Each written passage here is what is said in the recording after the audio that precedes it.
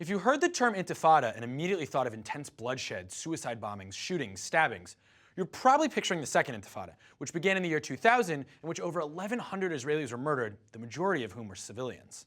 But as you may have guessed, if there was a Second Intifada, that means there was also a First Intifada. While the First Intifada, which lasted from 1987 to 1993, saw a lower level of violence, it was still a watershed moment in the Arab-Israeli conflict. What was the First Intifada? And how is it different from all other Mideast conflicts, both before and after?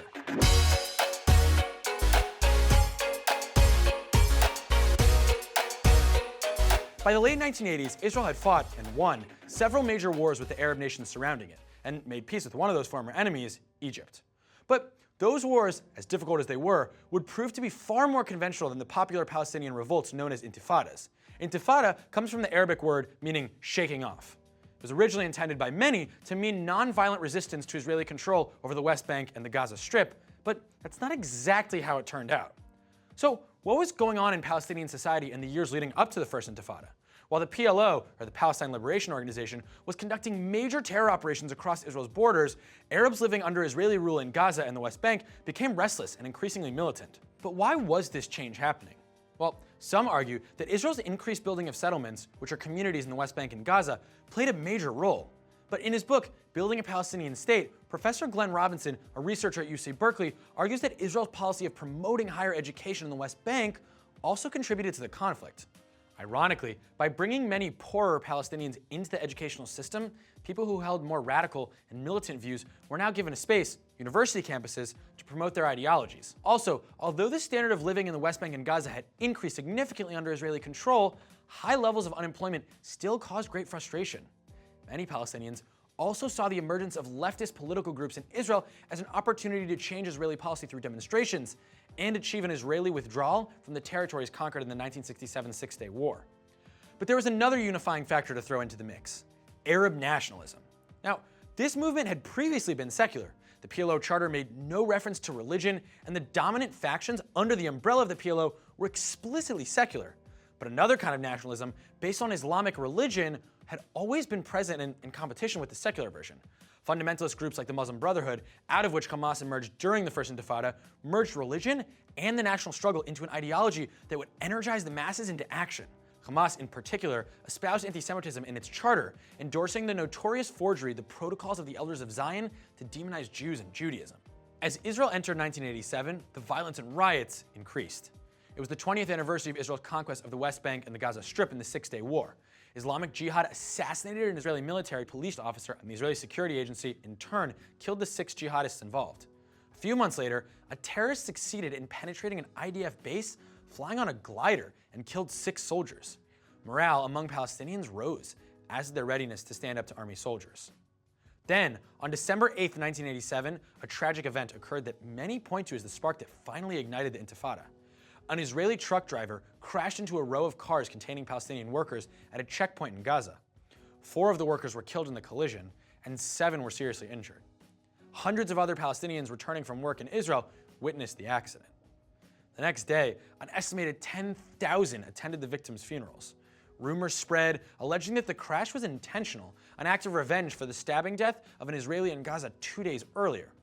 That day, demonstrations quickly erupted at the Jabalia refugee camp, and protests spread into the West Bank and East Jerusalem.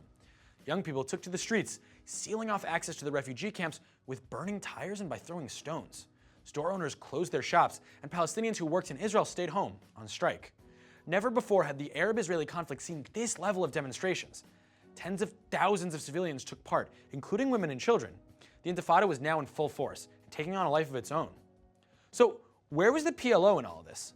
Well, they were actually caught off guard by the popular revolt. A new group of local Palestinian activists emerged from the community to guide the protesters, challenging the PLO's claim to represent the people. An organization called the Unified National Leadership of the Uprising was formed to coordinate activities and to provide social services and makeshift schools when the official school year was suspended. Early on, civil disobedience was the main strategy of the movement. Palestinians working in Israel went on strike. Almost 60,000 Palestinians worked in Israel, so mass strikes effectively shut down Israel's construction industry and impacted agriculture as well. Palestinian businessmen refused to pay taxes to Israel, and consumers boycotted all Israeli goods. The Intifada also caused a 50% reduction in the number of visitors to Israel. All of these factors damaged the economy severely. Although Palestinian groups had, in theory, agreed to refrain from violence, this didn't prevent widespread rock throwing and the use of Molotov cocktails or petrol bombs against Israeli soldiers and civilians alike. The Palestinians had no army, so they had to use unconventional weapons, but they were weapons. Israelis remember it as a time when it seemed you couldn't drive on the road without being struck by rocks. Scenes of chaos like these created a sense of panic in Israeli society. Very soon, discipline among the protesters was breaking down, and the old guard of the PLO co-opted the movement. After this point, the Intifada could no longer be called nonviolent. One of the PLO's main roles was instructing people about what level of violence should be used, when it should be escalated, and against whom. Guns, grenades, explosives, some 700 attacks in all were perpetrated against Israeli targets during the first 4 years of the Intifada. So, how did the Israeli government respond to all of this? What tactics could a country like Israel use to combat these threats? What would a victory even look like under these circumstances? These were some of the dilemmas faced by Israeli soldiers during the First Intifada. See, the Israelis were just as surprised by the uprising as the PLO was. This was a situation the IDF had no training for, and they were conflicted over how to respond. They were used to fighting other soldiers, not civilians in densely populated areas throwing rocks and petrol bombs. But Minister of Defense Yitzhak Rabin ordered the IDF to act forcefully in putting down the riots. The Palestinians and those sympathetic to their cause dubbed Rabin as the bone breaker. To try to quiet the riots, soldiers fired tear gas, water cannons, rubber bullets, and sometimes even live ammunition when threatened with violence. But without success. There were also beatings, mass arrests, and curfews imposed. And the decision to shut down schools and universities did not have the intended effect of slowing the protests. It just led young people to protest even more. The media coverage proved highly damaging to Israeli public appeal. TV screens across the globe were filled with images of young protesters facing off with heavily armed Israeli police. The demonstrators knew to alert journalists and photographers to scenes of protest. To many, it seemed as if the tiny Jewish nation had become a giant oppressor of the Palestinian people, who were just no match for the IDF. But the Intifada came at a great cost to the Palestinians as well. By the end of the Intifada, some 1,100 Palestinians would be killed in clashes with Israeli forces working to stop the uprising. Remarkably, almost as many Palestinians would be killed at the hands of other Palestinians accused of collaborating with Israel.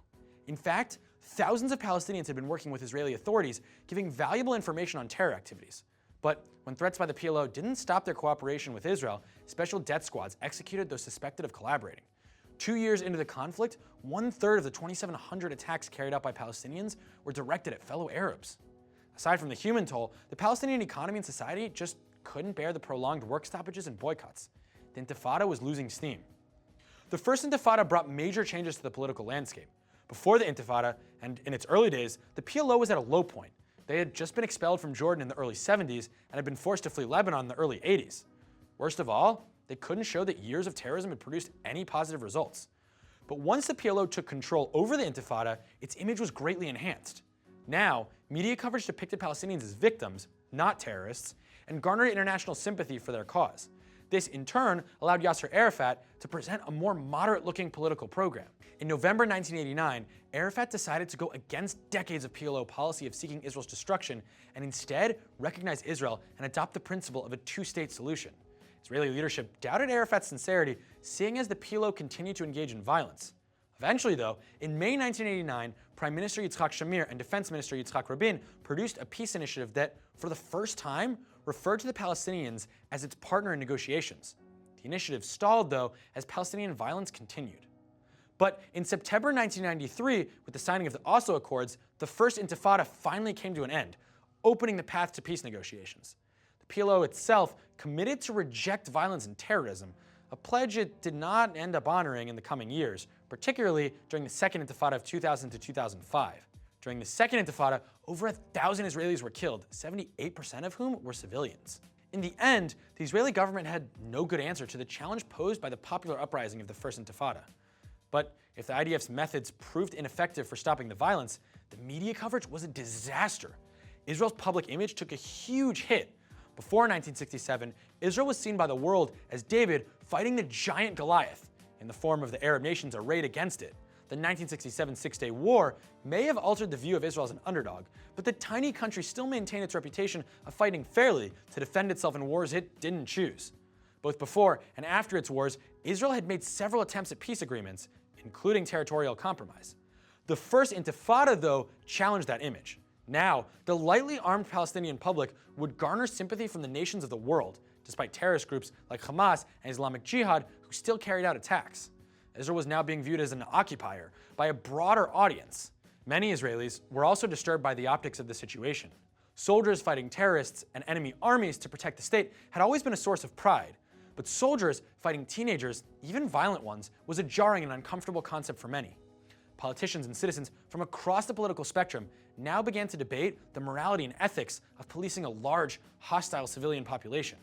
Today, people remember the Intifada in different ways. For some, it was a time when the Palestinian people rallied together to try to remove the Israeli presence from the West Bank and Gaza. For others, it was a time when the Palestinian people, galvanized by its leaders, engaged in violent and deadly riots, forcing the Israeli military to respond in kind and protect its citizens. And in some ways, both are true. Thanks for watching. See you guys next week.